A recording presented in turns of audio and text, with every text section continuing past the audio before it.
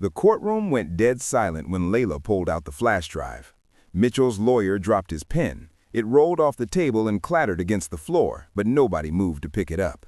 His new wife, Megan, sat in the front row clutching her $5,000 Hermes bag like it was a life raft. Her face went from confident to chalk white in about 3 seconds flat. The judge looked at Layla over her glasses and asked if she had evidence relevant to the asset division. Layla stood up slowly, smoothing her blazer. She told the court that the drive contained 18 months of financial records, email correspondence, and system logs that Mr. Prescott's legal team seemed to have overlooked. Mitchell's attorney scrambled to object, but the judge raised her hand. She wanted to see what Miss Williams had brought. Layla corrected her. It was Miss Williams now, and what she had was proof that her ex-husband had systematically undervalued company assets during their divorce settlement by approximately $2.3 million. The whispers started immediately. Mitchell's mother, Carolyn, sitting 3 rows back, clutched her chest like she was having a heart attack. His sister, Denise, who Layla had fired 6 months earlier, looked like she wanted to disappear into the floor. But that's getting ahead of the story. Let's go back to where this really started. Back to when Layla was still naive enough to believe that family loyalty meant something. Back when she thought being good at her job and being a good wife would be enough. It wasn't. Her name is Layla Williams. She's 35 years old now, and for 11 years she was married to Mitchell Prescott, the man she'd built an empire with, and the man who tried to erase her from it. They co-founded Pinnacle Hospitality Systems together in 2013, working out of a cramped apartment in Seattle's Capitol Hill neighborhood. Layla was 24, fresh out of college with a computer science degree and more ambition than common sense. Mitchell was 29, all confidence and charm, the kind of man who could sell ice to polar bears. Here's what most people didn't know about their company. Mitchell was the face. He did the sales calls, the investor meetings, the golf outings with hotel chain executives. He had the firm handshake, the easy laugh, the ability to make people feel like they were his best friend within 5 minutes of meeting them. Layla watched him work a room once at an industry conference in Vegas. He moved through the crowd like a shark through warm water, smooth, purposeful, and absolutely lethal. By the end of the night, he'd collected more business cards than anyone else there. She'd been proud of him then, proud to be his partner, his wife, his secret weapon, because that's what she was, the secret weapon nobody saw coming. Layla was the brain. She wrote 73% of their original code base, every algorithm that made their property management software actually work, every integration with booking platforms, every security protocol that kept their clients' data safe. That was her. She's the one who stayed up until 3 a.m. debugging code while Mitchell slept. She's the one who took calls from panicked hotel managers at 6 a.m. when their systems crashed during peak check-in times. Their software managed reservations, housekeeping schedules, and revenue optimization for over 340 hotels across North America. Their annual recurring revenue had grown to $14.2 million. They had 47 employees, an office in downtown Seattle with a view of Elliott Bay, and contracts with 3 major hotel chains worth a combined $3.8 million per year. The company was her baby. Every feature, every update, every line of code that kept those hotels running smoothly, she'd written it, tested it, and perfected it. And Mitchell paid her a salary of $42,000 a month, not because he was generous, because she'd negotiated it into their operating agreement when they incorporated, because even back then, some part of her knew she needed protection. What she didn't know was how much she needed. The thing about being the technical co-founder is that everyone assumes you're replaceable. They think code is code, that any programmer can do what you do. Mitchell certainly thought so. He'd introduce her at industry events as their head of development, like she was just another employee, never as co-founder, never as the person who built everything he was selling. Their clients knew better. When Harrington Hotels had a critical system failure during their busiest weekend of the year, they didn't call Mitchell, they called Layla. When Coastal Resorts needed custom integrations for their new loyalty program, they specifically requested that she handle it personally. The CTO of Meridian Hospitality Group once told her directly that they'd renewed their $850,000 annual contract because of her, not because of the software, because of her. She kept records of everything. Every email where a client praised her work, every system log showing who actually fixed problems, every performance report that proved their revenue spikes coincided with features she developed, not sales campaigns Mitchell ran. She didn't know why she was keeping them at the time, maybe some survival instinct buried deep down. Maybe she just liked having proof that she mattered. It turned out to be the smartest thing she ever did. Before we dive deeper, tell us in the comments which city you're watching from. Make sure to subscribe to the channel and don't forget to rate this story from 0 to 10 at the end. Now, let's continue.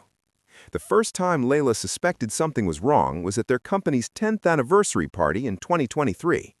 They'd rented out the rooftop bar at the Edgewater Hotel. Mitchell had insisted on it even though Layla thought it was excessive, $47,000 for one evening.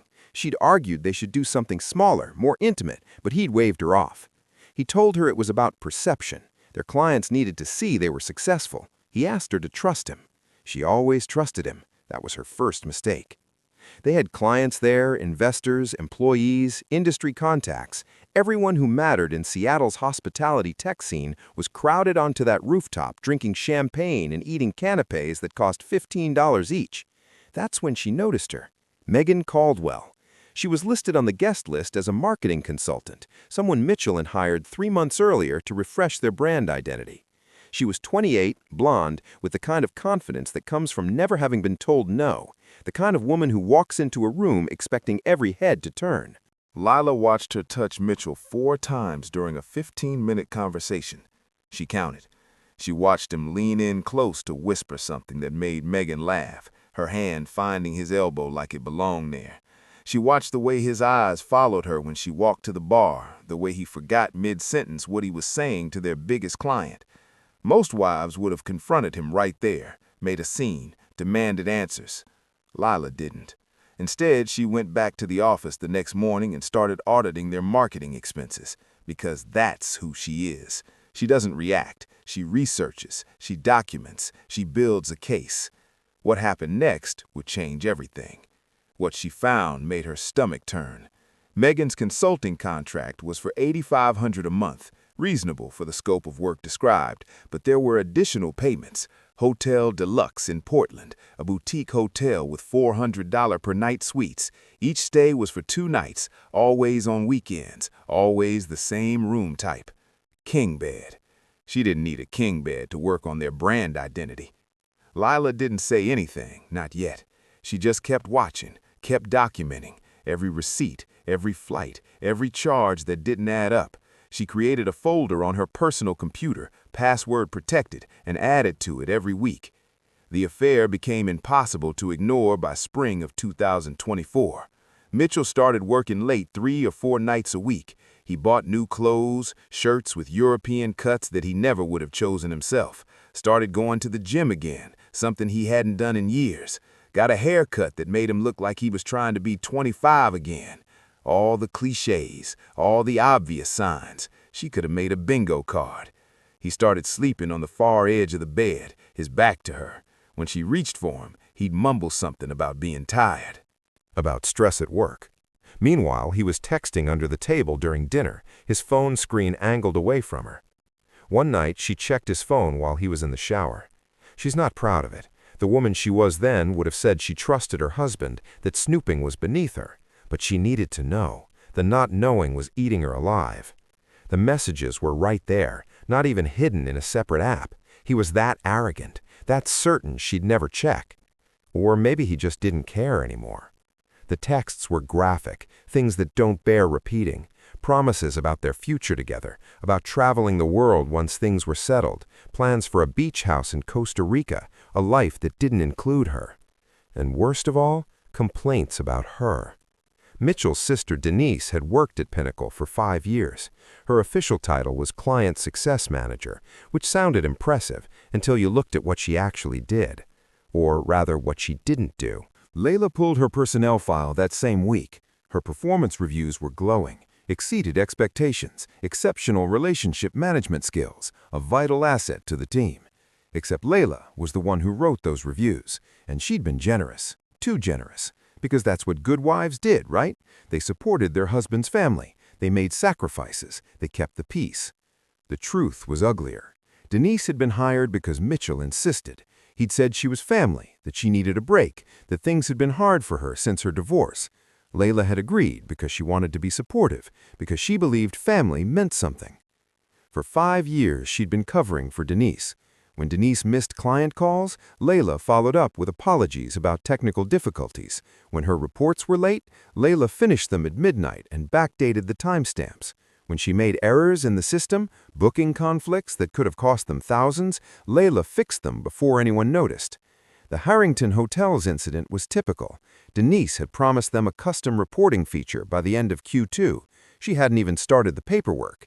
Their VP of Operations called, furious, threatening to take their $340,000 annual contract elsewhere. Layla worked 3 18-hour days to build the feature herself, then let Denise present it to the client like it was her accomplishment. The VP had thanked Denise profusely, told her it was exactly what they needed. Denise had smiled and accepted the praise without a flicker of guilt, without even glancing in Layla's direction. And every single time something like that happened, Denise took the credit. Layla started digging deeper. Their CRM system logged everything. Every email sent, every call made, every task completed, every file accessed. The data told a story Denise wouldn't want anyone to hear. She had no idea what was waiting for her. And she'd logged an average of 4 hours of actual work per day while claiming overtime on her timesheets. 8 extra hours a week at $95 per hour. That was nearly $20,000 in overtime she hadn't earned. But that wasn't the worst part. The worst part was the client contact list. Every single one of her clients was listed under her personal email and phone number, not the company's system. She'd essentially created a private database of their customers, positioning herself as the sole point of contact, building her own little kingdom inside Layla's company. At any other company, this would be grounds for immediate termination, a clear violation of data security policies, a blatant attempt to make herself irreplaceable by holding client relationships hostage. At their company, it was complicated, because she was Mitchell's sister, because she was family, because confronting her meant confronting him, and Layla wasn't ready for that fight. Not yet. She saved all of it. Screenshots, exports, system logs with timestamps, email headers proving chain of custody, everything she needed to make an airtight case. Then she waited. The decision she was about to make would cost them everything. The humiliation came in waves. First, it was financial. In March of 2024, Mitchell called a partners meeting, just the two of them, sitting in the conference room where they'd celebrated so many wins over the years. He told her they needed to restructure their executive access, that the board was concerned about security protocols. Layla blinked. What board? They didn't have a formal board. They had 2 investors who checked in quarterly and mostly left them alone. Mitchell said it was just a precaution, that her access to the financial accounts would be limited to read-only, that he'd handle all transactions going forward. She sat there, stunned. He was cutting her off from her own company's money, from accounts she'd helped build from 0 to 8 figures. She reminded him that she was a co-founder, that she had equity rights. He assured her she'd keep them, that this was just operational for efficiency. Efficiency. He used that word like it was a shield, like it made what he was doing acceptable. She could have fought. She could have called their lawyers, demanded her rights, made a scene. But something told her to wait, to let him think he'd won. So she nodded. She signed the paperwork limiting her access, and that night she logged into every system she controlled and created backup credentials that Mitchell didn't know existed. The social humiliation came next. In June, they hosted a dinner for potential investors. A venture capital firm from San Francisco was interested in acquiring a minority stake, Ashford Ventures. They managed $2.3 billion in assets and had already invested in 2 of their competitors. This could be huge for them, life-changing money, the kind of deal that would secure Pinnacle's future for decades. Layla spent 2 weeks preparing materials, technical roadmaps, security audits, scalability projections, everything an investor would need to understand why their software was worth their money. Mitchell seated her at the far end of the table, away from the decision-makers, between their junior accountant and an HR coordinator who looked as confused as Layla felt about being there.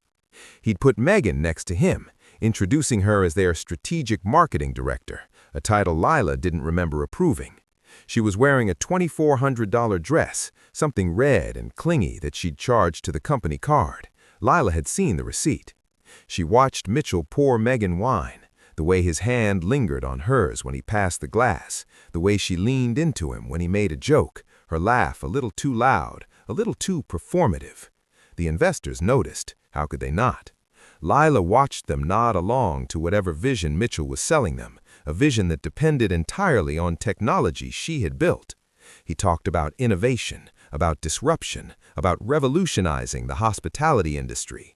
Buzzwords strung together like Christmas lights, pretty but meaningless. And then, during the main course, one of the investors asked about their core technology. Julian Ashford, the managing partner, a sharp-eyed man in his 50s who'd made his fortune spotting companies that other people underestimated. He said he was curious about their technical architecture. How scalable was it? What was their roadmap for the next 5 years? Mitchell smiled, that charming smile of his, the one that had worked on Layla 11 years ago, that still worked on clients and investors and women like Megan. He started explaining things he barely understood. Microservices, cloud native, AI enabled, words he couldn't define if his life depended on it. Layla could see Julian Ashford's eyes glazing over. The other investors exchanged glances, the kind of glance that said, "This guy doesn't know what he's talking about." She interrupted, asked if she could add something. The table went quiet. Mitchell's smile tightened, his jaw clenching in that way she knew meant she'd pay for this later. But she didn't care anymore. She was done being furniture. She explained that their architecture was built on a microservices model, that they could scale horizontally across multiple cloud providers, which gave them both redundancy and cost flexibility, that they were currently deployed across AWS and Azure with failover capabilities that ensured 99.97% uptime. Julian turned toward her, suddenly interested. His pen was moving. She continued. Their proprietary algorithm for demand forecasting had reduced their clients' overbooking incidents by 34% compared to industry standard. That translated to approximately $2.8 million in annual savings across their client base. Their API integration time was down to an average of 3 weeks compared to the industry average of 8. That was because she designed their integration layer to be modular and self-documenting. Julian leaned forward. He asked if she'd built the system. Every line of it, she confirmed. The original architecture, the scaling protocols, the security framework. She also handled all major client integrations personally. That was why their renewal rate was 94%. For the rest of the dinner, Julian directed his questions to her. What was their technical debt? How did they handle legacy system migrations? What were their plans for machine learning implementation? She answered everything. Confidently, accurately, the way someone answers when they've spent a decade living inside a code base. Mitchell sat there in silence, his jaw tight with barely concealed anger.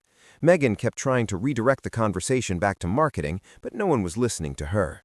The investors wanted to talk to the person who actually built things. After dessert, Julian Ashford shook Layla's hand. He told her he'd come in skeptical, but she'd changed his mind. He wanted to talk next week about moving forward. He didn't shake Mitchell's hand. That night, after the investors left, Mitchell cornered her in the kitchen. His face was red, his hands clenched at his sides. He demanded to know what that was, told her she'd made him look incompetent in front of a $2.3 billion fund. She answered honestly. They'd asked about the technology. She knew the technology. She asked if he'd rather she had lied. His voice dropped to something cold, something she'd never heard before. He told her she needed to stay in her lane, that the business side was his, the client relationships were his, the investor meetings were his. He told her to remember that. She wanted to scream at him. She wanted to remind him that there was no business without her technology, that he was nothing but a salesman selling a product he didn't understand, that every contract he'd ever closed was because of features she built at 3 a.m. while he slept. Instead, she said goodnight and went to bed, because she was still waiting, still planning, still documenting. What happened next would prove she was right to wait. The final humiliation came in September. Mitchell called a staff meeting to announce organizational changes. The whole company gathered in their largest conference room, 47 people who depended on Pinnacle for their livelihoods, developers Layla had mentored, account managers she'd trained, the entire team that had helped them grow from a 2-person startup to an industry leader. Something felt different that morning. Mitchell was wearing his best suit. Megan was already seated in the front row, her posture perfect, her expression carefully neutral. She knew something the rest of them didn't. Mitchell announced that he was pleased to announce they were creating a new executive position, Chief Operating Officer. This role would oversee all day-to-day operations, ensuring they were positioned for their next phase of growth. The employees murmured with interest. A COO would be a significant hire, a sign that they were maturing as a company. Layla assumed he was going to announce an external search, someone with Fortune 500 experience, someone who could bring fresh perspective. Mitchell continued, saying he was even more pleased to announce that they'd found the perfect candidate, someone with deep knowledge of their industry and a passion for excellence, someone who had already demonstrated their commitment to pinnacle success. He paused for effect. The room went silent. He asked everyone to join him in welcoming their new COO, Megan Caldwell. The applause started slowly, scattered and confused. Layla sat frozen in her chair, unable to process what she was hearing. He'd given his mistress an executive position in their company, the company she had built from nothing while he golfed with clients.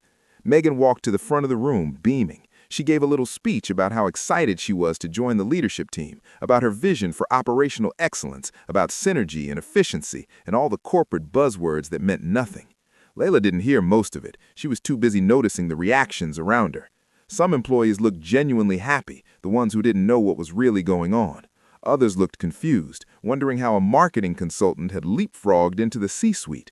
A few, the ones who'd been there the longest, the ones who knew how hard Layla worked, they looked directly at her with something like pity in their eyes. Warren, their senior developer who'd been with them for 8 years, caught her gaze. He shook his head almost imperceptibly, a tiny gesture of solidarity that meant more than he knew. That was the moment Layla knew her marriage was over.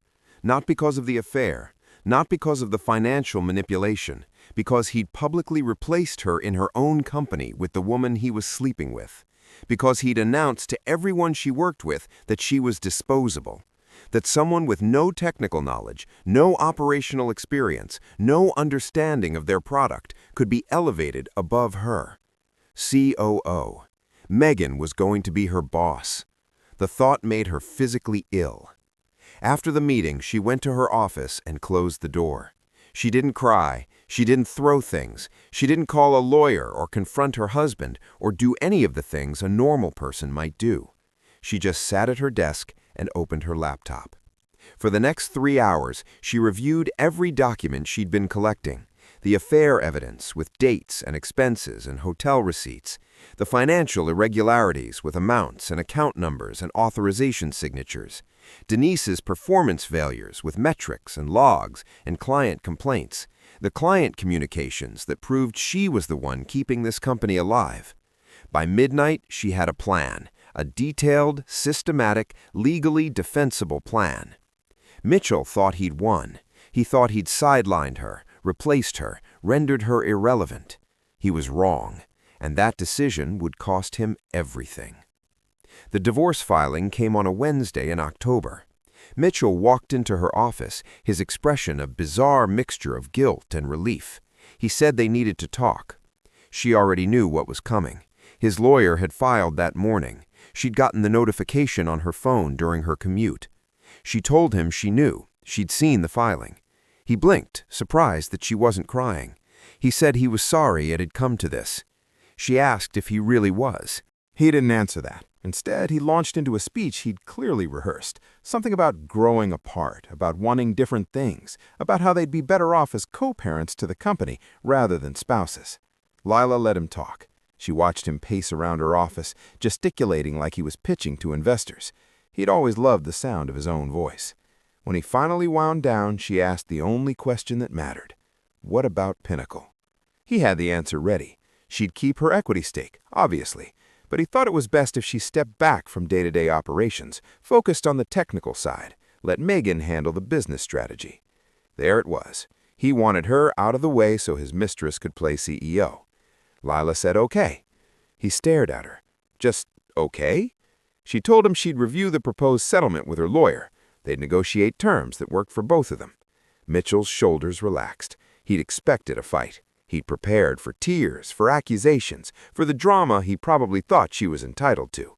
Instead, she gave him nothing.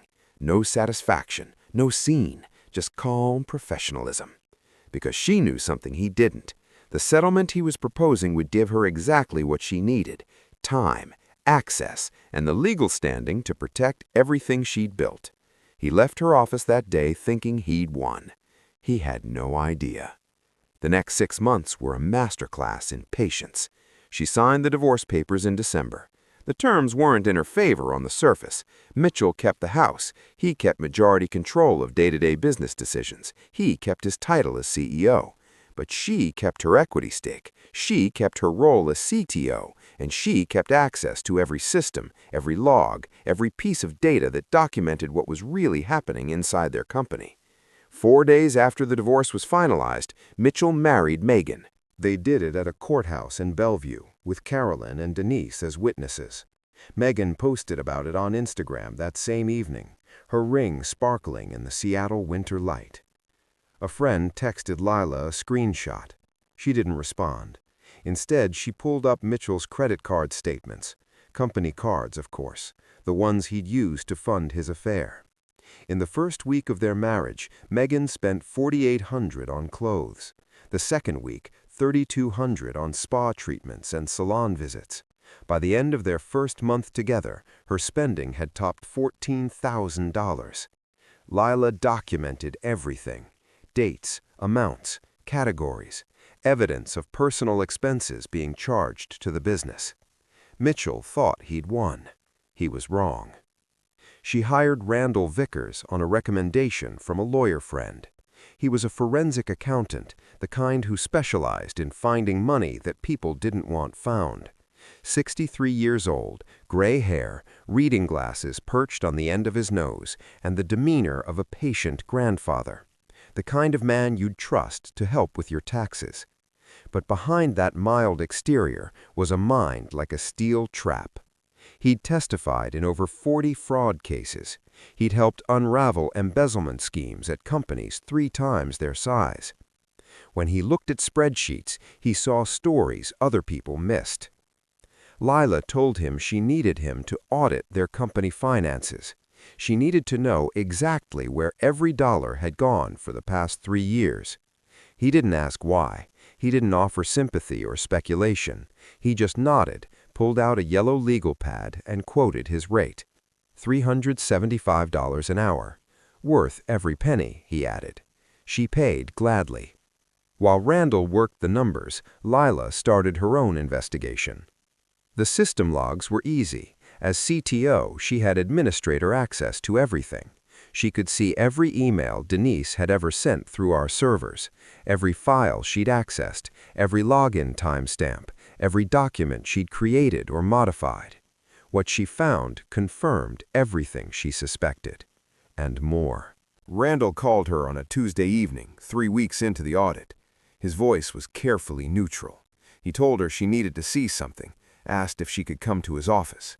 She drove through rush-hour traffic. His conference room looked like a crime scene from a financial thriller.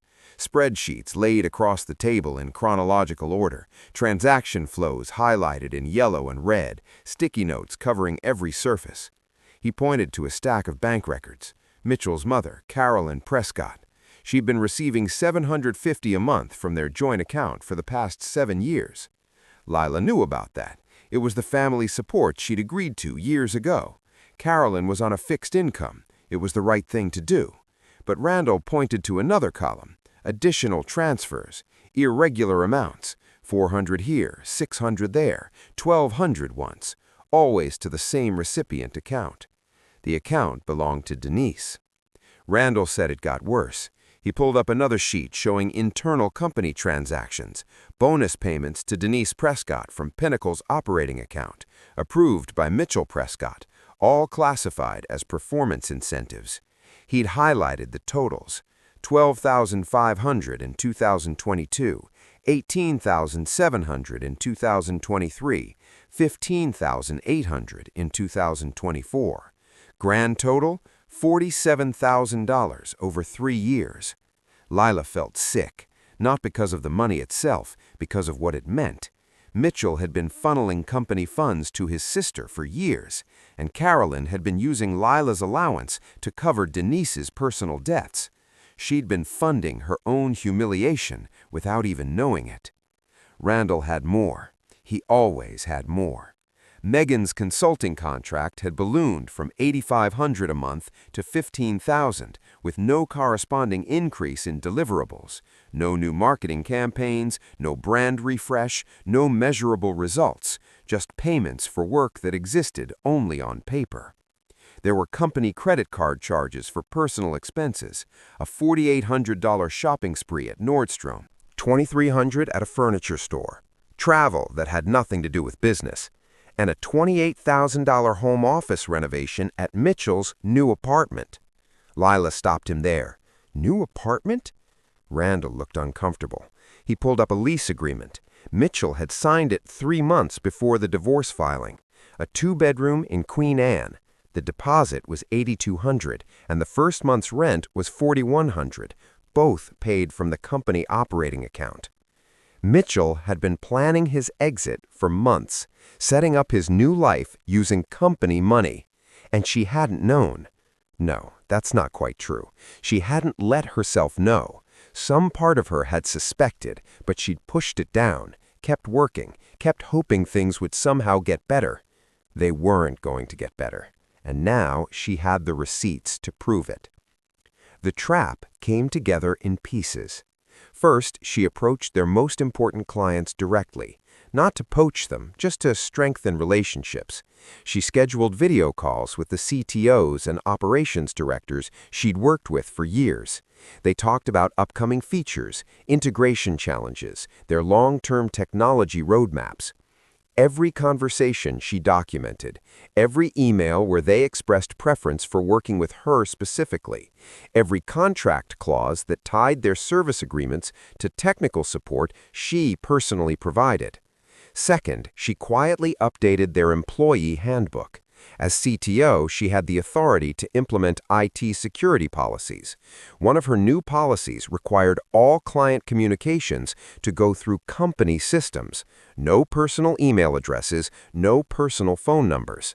She sent the memo to all staff, copying Mitchell and Megan.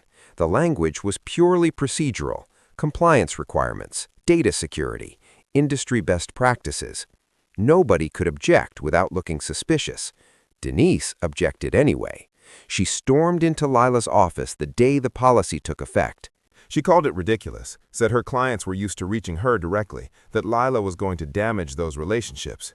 Layla looked at her calmly. She pointed out that they were actually the company's clients, and that this policy protected everyone, including Denise. If she ever left, she wouldn't be accused of taking proprietary information with her. Denise's face went red. She wanted to argue, but she couldn't, not without admitting what she'd really been doing. Third, Layla implemented new performance metrics, quantifiable KPIs for every role in the company: client response time, issue resolution rate, contract renewal success, everything tied to hard data that the system tracked automatically. Mitchell signed off on it without really reading it. He was too distracted by Megan, by his secret apartment, by whatever fantasy future he was building in his head. He didn't realize Layla was building a case, a paper trail so clear that even the most biased observer couldn't ignore it. And then, finally, she let him serve her with divorce papers. She let him believe he had won. Denise lasted exactly 43 days on the performance improvement plan. She didn't try to improve. She couldn't. For 5 years, Layla had been doing her job for her. Without someone covering her mistakes, there was nothing to hide behind. The final straw came when she missed a deadline for a contract renewal with Coastal Resorts, not by a day, by 2 weeks. The client had emailed her 3 times, then escalated directly to Layla. By the time Layla intervened, they were already talking to competitors. She saved the account, barely, but the paper trail was devastating. The termination meeting happened on a Friday afternoon. Denise, their HR director, and Layla in the conference room. She had a stack of documentation 6 inches thick. She explained that the decision was based on documented performance failures over an 18-month period, missed deadlines, client complaints, metrics consistently below company standards. Denise had been given a 60-day improvement plan and failed to meet any of the specified goals.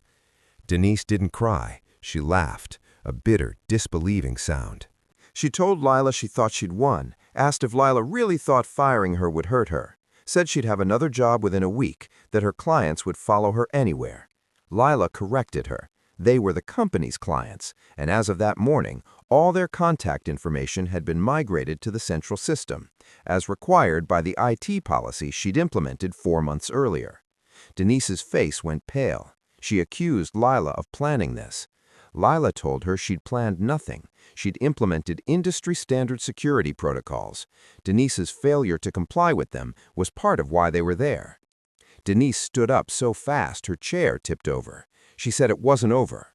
Layla told her it actually was. Security would escort her to collect her personal belongings. Her final paycheck would be direct deposited. Goodbye, Denise. She stormed out. Layla could hear her yelling at Mitchell in his office down the hall, her voice carrying through the walls. He couldn't help her. He'd signed off on every policy, every metric, every procedure Layla had used. His name was on the paperwork. By Monday, word had spread through the company.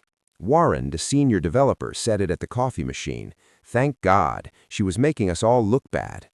Within a week, efficiency metrics improved across every department that had worked with Denise. Response times dropped. Client satisfaction scores rose. It turned out that removing a toxic employee did more for morale than any team-building exercise ever could. And Denise? She got a job at Cloud9 Solutions, one of their smaller competitors. Their head of sales had met her at a conference once and been charmed by her confidence. He thought he was stealing a star performer. He was about to learn otherwise. Denise's implosion at Cloud9 happened faster than anyone expected. Without Layla fixing her mistakes, without Mitchell protecting her from consequences, she was exposed. Her first client call at the new company went badly. She quoted the wrong prices from an old pricing sheet she'd brought from Pinnacle, the kind of mistake that happened when you didn't actually do your own work. Her manager confronted her about it. She blamed the company's confusing systems. Within 3 weeks, she'd caused 2 more significant errors: a missed delivery deadline that cost Cloud9 a $15,000 penalty clause, a contract negotiation where she promised features their software didn't actually have. Industry contacts told Layla about it. The hospitality tech world in Seattle was small. Everyone knew everyone, and gossip traveled fast. One contact said Denise kept talking about her old company, how things were better there, how she was trained differently. Nobody wanted to hear it. By month 2, Cloud9 put her on a performance improvement plan. She quit before they could fire her, leaving them scrambling to cover her accounts. She told everyone she'd left because the company wasn't a good culture fit. But word got around. Nobody in Seattle's hospitality tech scene wanted to touch her. Meanwhile, Megan's spending continued to spiral. First month of marriage, $14,000. Second month, $18,500. By month 3, she was averaging over $20,000 in personal expenses, all charged to company accounts. Mitchell confronted her about it in April. Layla knew because he accidentally copied her on an email he meant to send only to Megan. He'd written that they needed to discuss her spending, that the board was asking questions about expense reports. Megan's response was immediate and sharp. She reminded him that he'd promised her she could live the life she deserved. She asked if he was going back on his word already. They argued. Layla didn't see the rest of the thread, but she didn't need to. The pattern was clear. And then there was Carolyn. Megan refused to visit her. Every weekend, some excuse. A spa appointment. Her mother needed her. A work obligation that somehow never seemed to exist on her calendar. A mutual acquaintance told Layla that Carolyn had been complaining to everyone at church about her new daughter-in-law. The woman who'd never had a kind word for Layla, who'd celebrated her divorce, who told everyone she was cold and difficult. Now she was discovering what cold and difficult really looked like. Mitchell started calling Layla in May. Not to apologize, never that. Just to complain about things he couldn't complain about to anyone else. He told her Megan was spending $2,500 a month supporting her mother, that her mother didn't even need the money, that she owned her house outright. Layla said she saw. He said Megan wouldn't visit his mom, wouldn't even send a birthday card, that his mother was devastated. Layla said she was sorry to hear that. There was a long pause.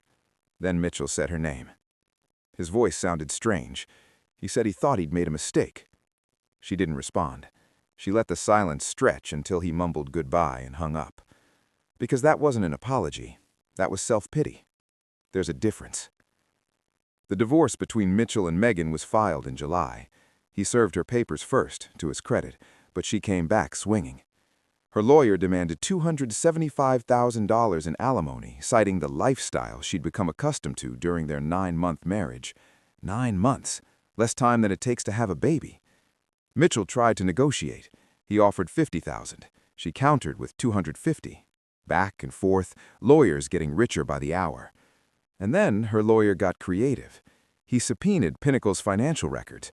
He wanted to prove that Mitchell had undervalued his assets during settlement negotiations. That's when Layla got the call.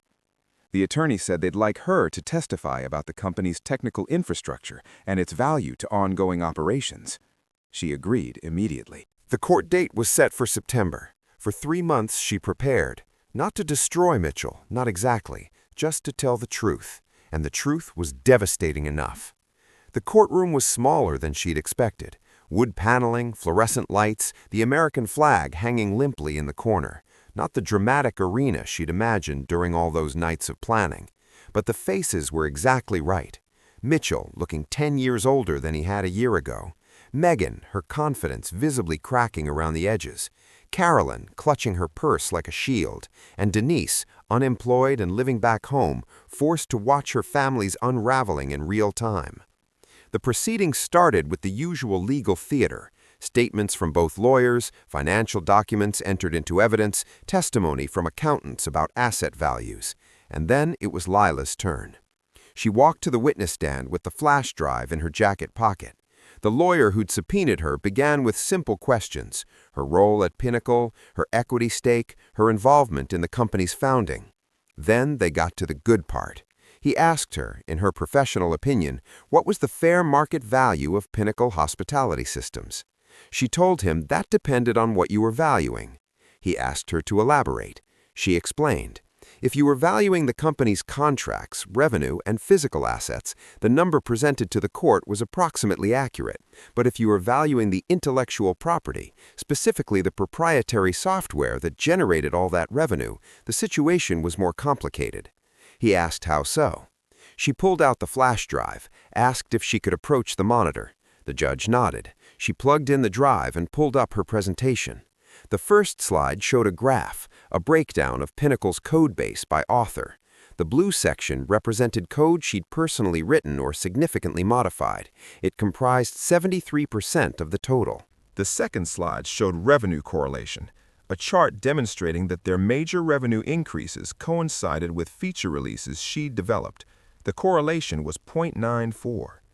The third slide showed client retention, testimonials from their largest clients specifically crediting their technical capabilities for their continued business, signed statements from 12 CTOs and operations directors. Mitchell's lawyer objected. He said this was beyond the scope of the subpoena. The judge looked at Layla, asked where she was going with this. Layla kept her voice calm. She explained that she was demonstrating that the company's value was substantially dependent on intellectual property that she'd created. During her divorce from Mr. Prescott, this IP hadn't been properly valued. The settlement she'd agreed to was based on incomplete information. The room went silent. She continued. Furthermore, she had documentation showing that company funds had been used to pay personal expenses during the period when Mr. Prescott was concealing his relationship with Miss Caldwell. These expenses weren't disclosed during their divorce proceedings. She pulled up the next file. $47,000 in bonus payments to Denise Prescott for performance that her records show she didn't actually achieve. $28,000 for an apartment renovation that Mr. Prescott began before filing for divorce. $83,000 in personal charges on company credit cards by Ms. Caldwell during the period she was employed as a marketing consultant. Megan's lawyer leaned over to whisper something urgent. Mitchell's lawyer was scrambling through his papers. Carolyn looked like she might faint. But Layla wasn't done. She told the court that she believed the asset division from her divorce should be revisited in light of this evidence. She also believed these documents were relevant to Miss Caldwell's current claims against Mr. Prescott. The judge studied the screen for a long moment. Then she turned to both lawyers. She was going to call a recess. She wanted both parties to review these documents with their counsel. They'd reconvene the next morning. The gavel came down. Layla stepped off the witness stand and walked past Mitchell without looking at him. Past Megan, who was crying now, her mascara running. Past Carolyn, who opened her mouth to say something but couldn't find the words. She didn't need to look at them. She already knew what she'd see. The truth has a way of settling on people's faces, and the truth she'd just revealed was going to take a long time to settle. The aftermath unfolded over the following months like a slow-motion demolition. Megan's alimony claim collapsed. The evidence Layla presented showed she'd already extracted hundreds of thousands in personal benefits during their marriage. Her lawyer advised her to settle for $85,000, less than a third of what she'd originally demanded. But that wasn't the real damage. The real damage was to her reputation. Someone leaked the courtroom transcript. Within weeks, screenshots of her spending habits were circulating on social media. The Instagram account where she'd once posted luxury hauls went private, then disappeared entirely. Last anyone heard, she was living with her mother in Olympia, working at a real estate office. The friends who'd celebrated her wedding had stopped returning her calls. Mitchell fared worse. The revelation of misappropriated company funds triggered an audit. Their investors demanded accountability. The board they'd never really had suddenly materialized, and they weren't happy. He was removed as CEO in November. Not fired, technically. He was allowed to resign, to save face. But everyone in the industry knew what had happened. The man who'd charmed investors and clients for over a decade was revealed to be someone who'd stolen from his own company to fund his affair. He tried to start a new venture, a hospitality consulting firm, but his name was poison now. Nobody would take his calls. The house he'd kept in the divorce? Foreclosed. He couldn't make the payments without his CEO salary. He moved into a one-bedroom apartment in Federal Way, a 40-minute drive from everything he'd built. Mutual friends told Layla. She didn't seek out the information, but people couldn't resist sharing, as if they wanted her to feel vindicated. She did a little, but mostly she just felt tired. Denise never recovered professionally. After Cloud 9, she tried 2 more jobs in the industry. Neither lasted more than 3 months.